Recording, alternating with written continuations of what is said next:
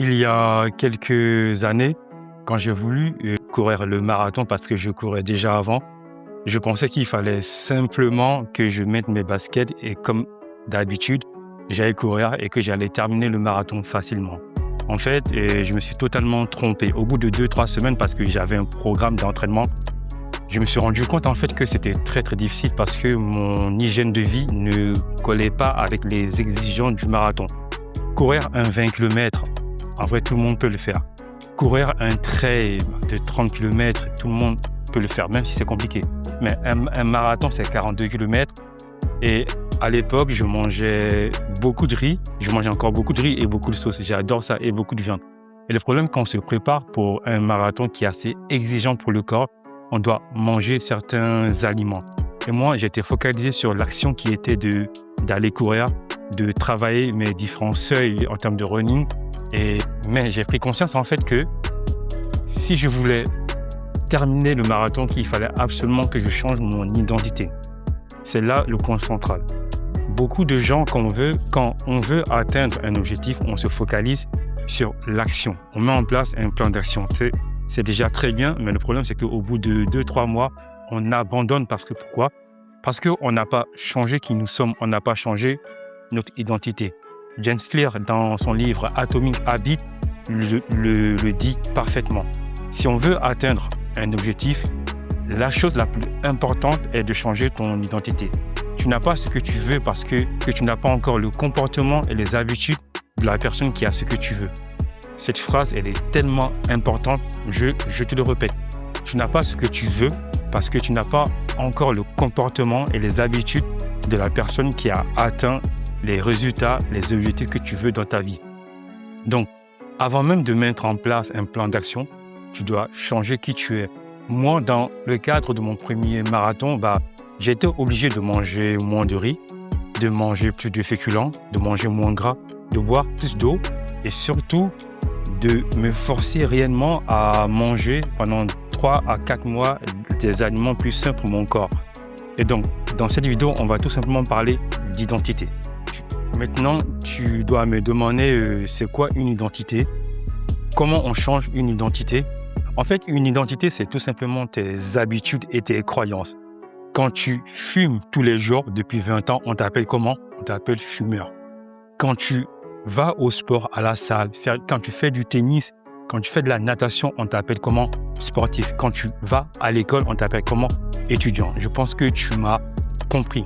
Quand moi, j'ai voulu courir le marathon, même si j'avais de l'expérience dans le semi, en fait, je n'avais pas encore l'identité d'un coureur. L'identité d'un coureur qui court le marathon. Donc, ce que j'ai fait tout simplement, j'ai tapé sur YouTube, il y a énormément de vidéos. Je me suis inspiré des youtubeurs, des coureurs pro, semi-pro, qui ont couru la distance que moi, je voulais faire. Et James Clear, dans son livre, il nous dit qu'il y a 3 niveaux de changement. Si on veut changer, il y a d'abord l'objectif, qui est par exemple, mon but est de perdre 10 kilos. Ok, tout le monde, on fait ça. Ensuite, on a le processus. Comment je vais faire, quelle action je vais mettre en place pour perdre ces 10 kilos. Par exemple, je pourrais boire plus d'eau, je pourrais aller voir une diététicienne, je pourrais courir plus, je pourrais prendre un coach sportif. Et le 3e niveau pour James Clear est le niveau le plus important, c'est l'identité. Même si j'ai un objectif qui est de perdre 10 kilos, même si j'ai mis en place un plan d'action, si mon identité n'est pas alignée avec ce que je veux, ça ne va pas marcher. Et l'alignement est la base, est très très important. Tant que mon esprit, mon cœur, mes habitudes, mes actions ne sont pas alignées avec mon objectif, je vais m'auto-saboter ou je vais procrastiner. Si toi, pendant 20 ans, 30 ans de ta vie, tu n'es pas allé à la salle de sport, tu n'es pas allé courir, tu as habitué ton cerveau à manger des fast-food, de la malbouffe, à boire du soda, tu penses vraiment que du jour au lendemain, tu vas te mettre à perdre ces 10 kilos, ça va être hyper compliqué. Donc, pour James Clear, si on veut changer et si on veut atteindre un objectif facilement, on doit s'inspirer des gens qui ont fait ce que nous voulons faire et qui ont atteint ce que nous voulons atteindre. C'est très important. C'est vraiment ça la clé du changement, la clé pour atteindre des objectifs grandioses, formidables. Si j'ai envie d'être entrepreneur, youtubeur, je m'inspire, je n'écoute pas n'importe qui. Je m'inspire l'entrepreneur qui a fait ce que moi j'ai envie de faire et je mets en place les actions. Pour moi, ça va être compliqué parce que je dois changer qui je suis. Et il a été prouvé que même si tous les jours on change de 1%, avec l'effet cumulé sur une année, au bout de 1 an, on verra un réel changement dans notre vie. Le but n'est pas d'aller vite. Le but est de prouver à notre cerveau des preuves qu'on est capable de changer, d'adopter une nouvelle identité. Et James Clear, dans son livre, il donne un exemple assez frappant. Il y avait un prof qui avait 30 élèves dans sa classe. Il a demandé à chaque élève de se présenter, de dire son prénom. Et par la suite, il a demandé aux 30 élèves, est-ce qu'il y a une personne qui se souvient du prénom de tous les élèves? Vous voyez, ça, c'est un travail monumental, mais il y avait une fille, elle a réussi à se souvenir du prénom de tous les élèves. Et parce qu'elle a réussi à se souvenir des prénoms, en grandissant, aujourd'hui, elle excelle dans ça. Elle est très, très forte à retenir les prénoms. Parce qu'elle a commencé petit et avec le temps, elle a cru en ça. Elle croyait au fond d'elle-même qu'elle était capable de retenir beaucoup de prénoms. Et dans le changement, il y a une chose qui est très, très importante. Tant que tu ne crois pas au fond de toi-même que tu es capable de perdre ce poids, tu n'arriveras pas.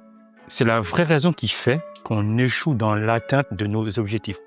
Parce que si je me dis, moi, mon but, c'est de gagner 10 000 euros par mois, c'est pas impossible. Il y a énormément de gens qui le font. Pourquoi moi, j'échoue à le faire? Parce qu'au fond de moi, je n'ai pas encore les bonnes croyances. Je ne suis pas câblé. Je ne vibre pas à cette fréquence-là pour générer cette somme-là. Ce qui fait que je vais forcément échouer parce qu'au plus profond de moi-même, j'y crois pas. Tout ça, c'est parce que je n'ai pas encore changé mon identité. Je ne me suis pas encore inspiré des gens qui ont fait ce que moi j'ai envie de faire. C'est vraiment ça la base, c'est l'identité. Donc maintenant, j'espère que tu as compris c'est quoi l'identité et le lien entre ton identité et l'objectif que tu te fixes. Parce que tant que tu n'es pas aligné avec l'objectif que tu veux, tant que ton identité, tes habitudes, tes croyances ne sont pas alignés avec ce que tu veux, tu vas abandonner au bout de 1-2 mois, comme on le voit tous les ans avec les résolutions du 1er janvier. En soi, c'est bien, mais le problème, il faut juste que ces personnes-là changent qui elles sont pour atteindre les objectifs. Maintenant, je vais tout simplement te donner les étapes concrètes pour changer d'identité. L'étape numéro 1 est de te fixer un objectif. Par exemple, ton objectif est de perdre 10 kilos. Ensuite, tu vas te poser ces questions.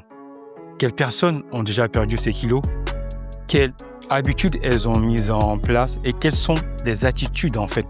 Ça ne sert à rien de te demander comment ces personnes ont fait. Parce que l'action est simple, mais le problème, il faut tenir l'action sur le long terme. Quand tu dis comment elles ont fait, tu vas dire pour perdre 10 kilos, elles ont mangé sainement, elles ont fait du footing, elles ont pris un coach. Mais tout ça marche à condition que ton identité est en accord avec ton objectif. Donc, dis-toi plutôt quelles actions, quels comportements ces personnes ont mis en place plutôt que comment elles ont fait. Une fois que tu as identifié un mentor sur YouTube ou dans la vraie vie, la deuxième étape, dis-toi quelles habitudes, analyse les habitudes que ces personnes-là ont mis en place. Par exemple, si ton mentor, c'est la personne qui t'inspire, tous les jours, bois un verre d'eau, fais comme elle. Si tous les jours, cette personne-là, elle va courir, elle dort tôt, prends une action, ensuite fais-la. La troisième étape qui est très importante, prends cette action, par exemple, qui est que ton mentor, tous les jours, boit un verre d'eau. Toi, fais le choix, force-toi à tous les jours à changer ton identité en buvant un verre d'eau. Pour toi, cela ne représente rien, mais en fait, tu fais un vote positif vers ton identité du futur. James Clear, dans son livre Atomic Habits, appelle ça voter, un vote, parce que on a le choix. Tu as le choix de boire du soda ou de boire de l'eau. Mais toi, le fait que ton objectif est de perdre du poids, que la personne qui t'inspire, elle a commencé par boire un verre d'eau, que toi, que tous les jours maintenant, tu t'es engagé envers toi-même de boire cette verre d'eau. En buvant ce verre d'eau, tu votes pour une meilleure version de toi du futur. C'est très important.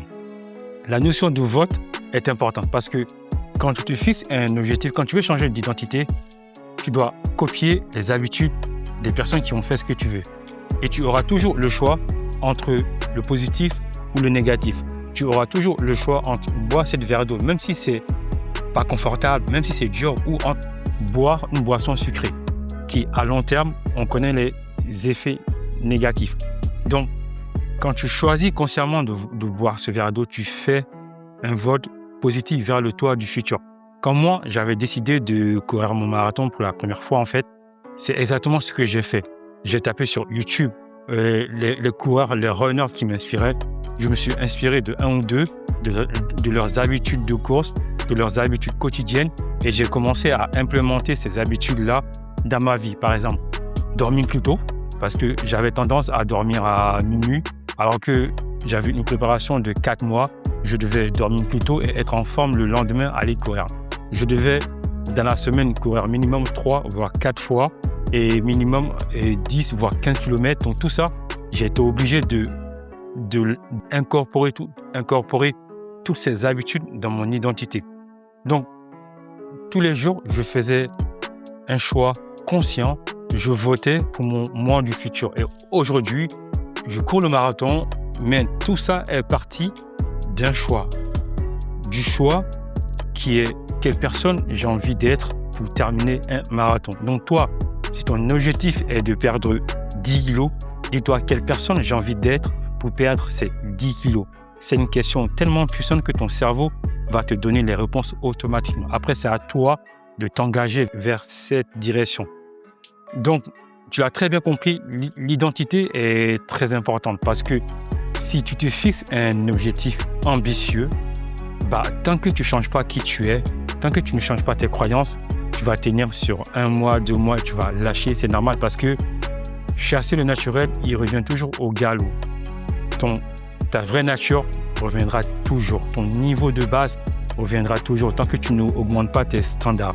D'où le changement est difficile parce que ça demande de l'engagement, des efforts. Merci à toi d'être resté jusqu'au bout de la vidéo. Force, honneur, ciao.